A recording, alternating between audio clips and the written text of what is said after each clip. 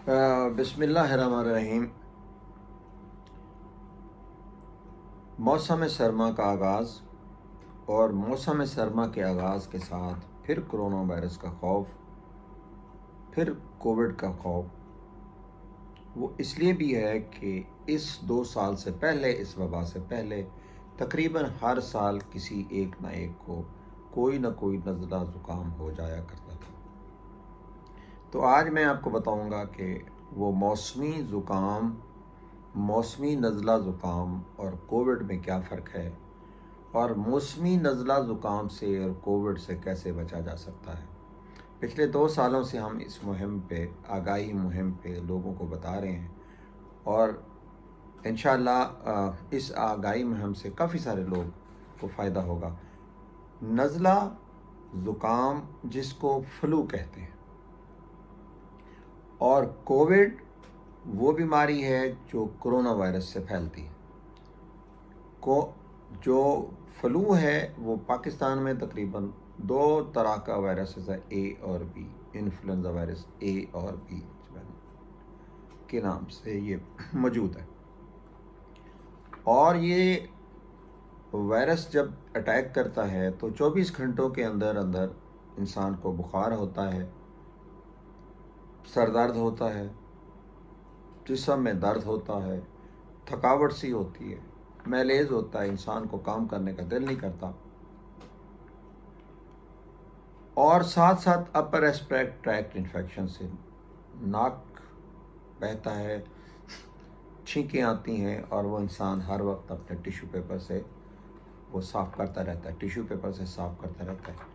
तो ये छींकें आती रहती हैं, और फिर 2-3 दिन के बाद इंसान को कफ़ होती है, कफ़ प्रोडक्टिव कफ़ होती है, और फिर इसके बाद 6 दिन के अंदर अंदर इंसान ठीक हो जाता है।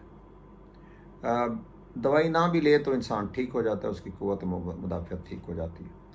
जबकि इसके मुकाबले में कोविड की बीमारियां के अंदर ये नाक का बहना, ये स्नीजिंग, ये प्रोडक्टिव कफ़ ये नहीं होती, बल्कि ये होता है कि जब भी इंसान को कोविड होता है तो वो 2 दिन के बाद, 2 से 5 दिन के बाद, बल्कि 2 से 14 दिन के बाद ये सिम्टम आते हैं। इन सारे सिम्टम में से बुखार भी होता है, तेज़ बुखार भी होता है, थकावट भी होती है, और उसके साथ साथ आपको सूंघने की सलाहियत ख़त्म हो जाती है, जिसमें अंग्रेज़ी में एनोस्मिया कहते हैं।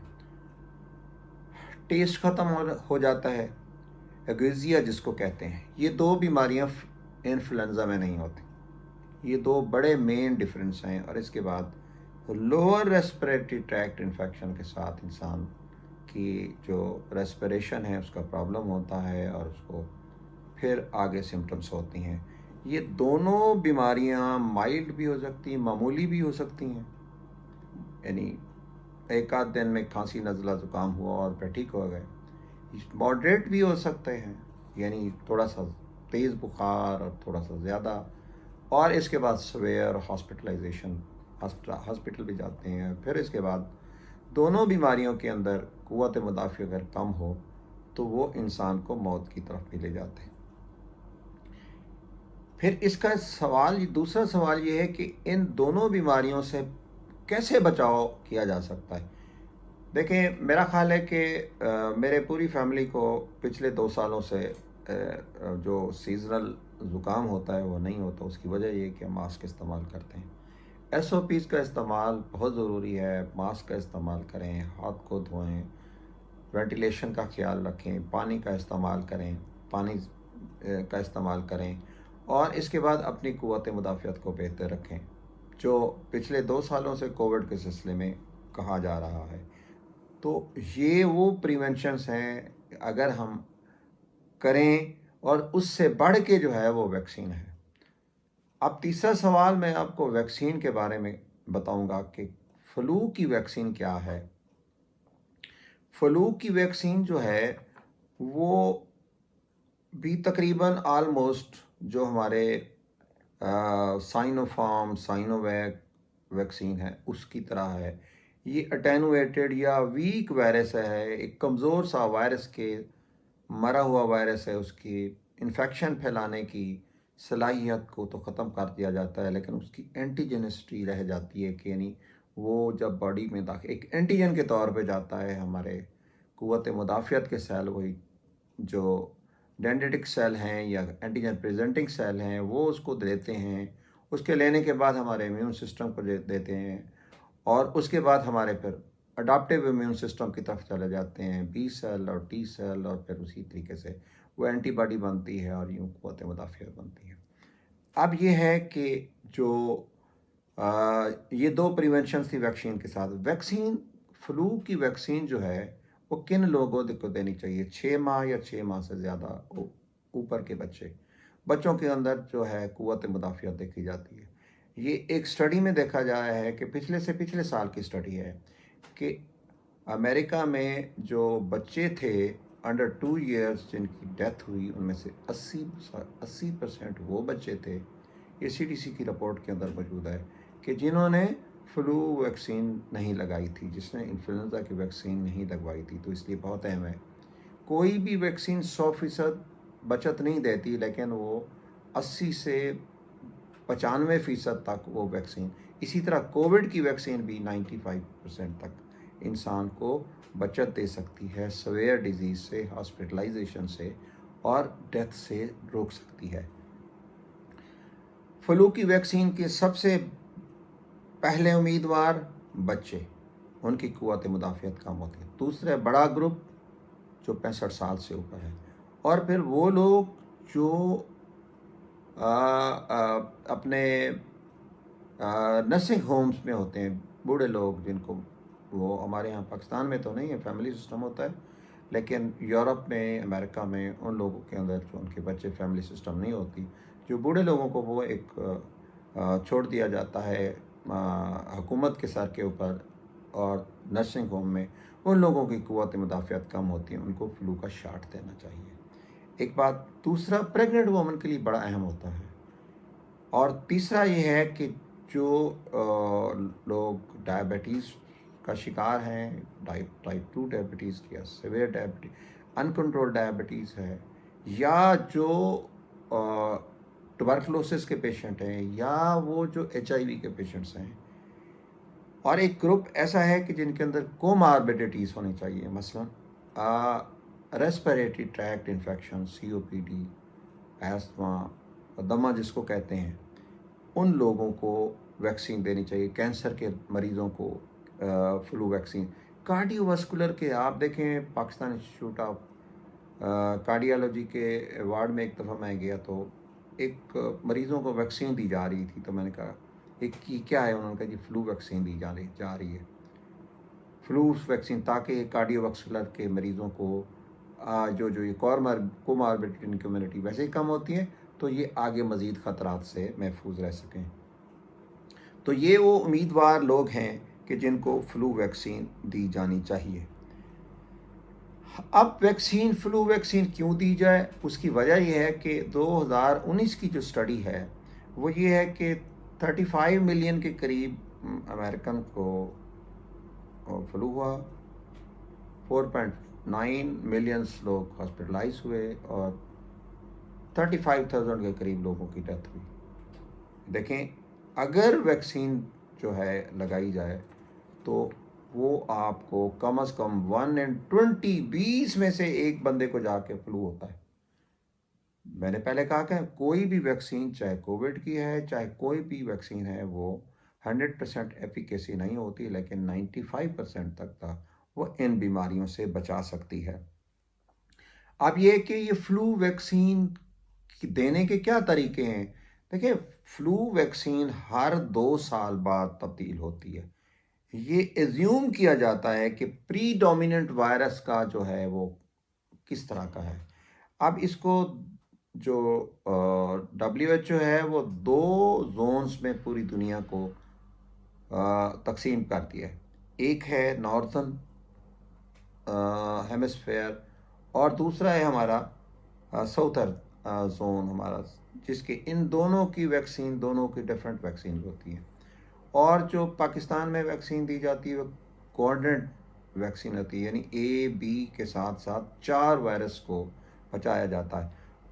وائرس इन्फ्लुएंजा वायरस क्योंकि म्यूटेट करता है, म्यूटेशन करती है, तो वही अंदाज़ा लगाया जाता है कि वो वैक्सीन जो पहले बनी थी वो 2 साल के बाद उसकी एफिकेसी, वैसे तो हर साल उसकी वैक्सीन चेंज होती है, उसकी म्यूटेशन चेंज होती है, लेकिन वो क्योंकि कोऑर्डिनेट होता है उसके अंदर, यानी वैक्सीन 4 उसके 7 स्ट्रेन के खिलाफ होती है, इसलिए एक्सपेक्टेड होती है कि वो वैक्सीन इस तरह 136 के करीब लैब्स हैं जो WHO के ज़ेर निगरानी काम कर रहे हैं और वो फ्लू वैक्सीन तैयार करते हैं और पूरी दुनिया के उसके अंदर देखती हैं। फ्लू वैक्सीन के साइड इफ़ेक्ट्स क्या हैं? फ्लू वैक्सीन के साइड इफ़ेक्ट्स भी वही हैं कि अगर देखें, कुछ लोगों को नेज़ल स्प्रे दिया जाता है जो इंजेक्शन नहीं लेते, कुछ लोगों को इंजेक्टर होते हैं और कुछ लोगों को इंजेक्शन दिया जाता है, यानी ये 3 तरीक़ों से वो फ्लू वैक्सीन दी जाती है। इंजेक्शन वाले लोगों को जिस जगह पे इंजेक्शन लगता है थोड़ा सा पट्ठों में दर्द होता है, मामूली नैयत का, हल्का सा बुखार भी हो सकता है और किसी थकावट भी हो सकती है, लेकिन ये 1 से 2 दिन के बाद ख़त्म हो जाता है। फ्लू वैक्सीन से कोई ऐसा मेजर रिएक्शन नहीं देखा गया।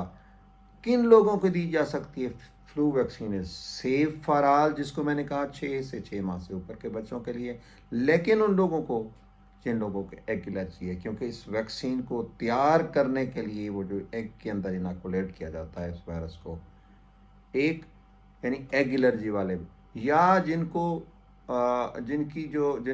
बहुत ज़्यादा किसी ड्रग एलर्जी है, तो इन लोगों को वैक्सीन नहीं दी जाती, फ्लू वैक्सीन नहीं दी जाए।